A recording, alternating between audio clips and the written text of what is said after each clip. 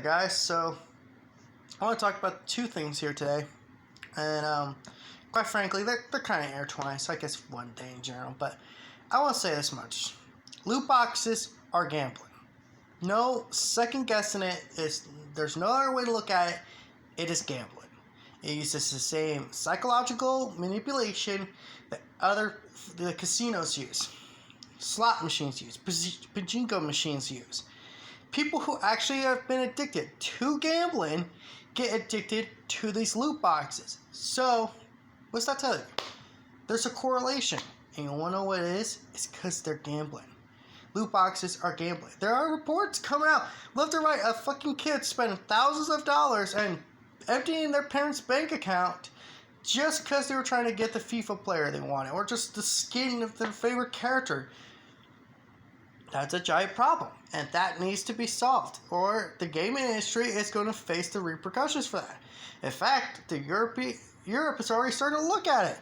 They're starting to look at it and say, we don't want this on our game. So the companies now basically have to find a way to manipulate people, which is going to hurt people regardless. Then there's censorship. Now, I've covered in a previous topic I did about the anime pedophile thing. I don't think it's okay to censor anything. I think a game should either get the proper rating or just not be allowed to be sold. For example, an A-rated game will never be on the PlayStation Store or Xbox Store or any of that stuff. In fact, it legally cannot be sold in a major retail chain store. And you have to be 18 plus to get that game. And that's how you handle the situation.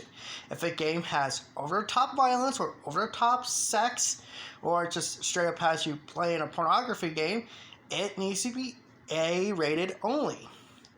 Now, why is it now we are dealing with such minute things as smoking?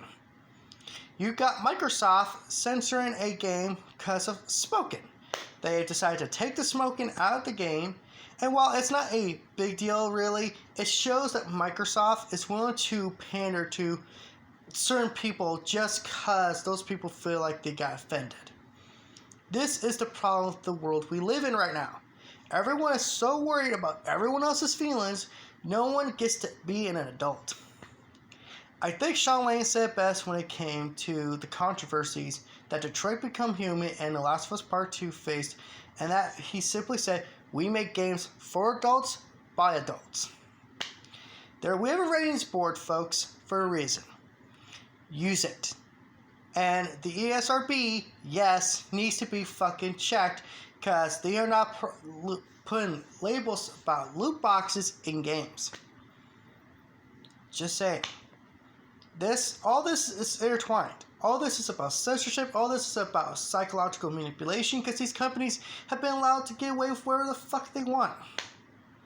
And now since we have such a different world, guess what's happening? Those companies are told you can't do this and you can't do that if you're trying to market towards kids. Then maybe the gaming industry should realize what their true demographic is. Not the casual audience, the hardcore. But you can't convince them that. Microsoft says they want to reach 1 billion players without actually putting any real effort into it. With all that said, folks, this is That PlayStation Gamer. Sign out. Y'all have a good day now. Peace.